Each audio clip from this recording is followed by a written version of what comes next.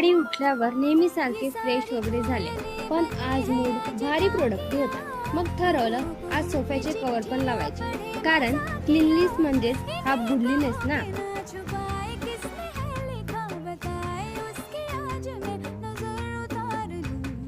त्यावरून थेट कपड्याच्या गाठीवर हल्ला केला.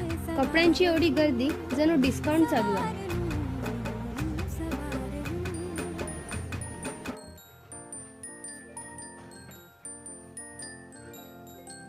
खाली गेले तर काय पाहते, काकूच्या घरात दोघे भाऊ बहीण भांडताना दिसले.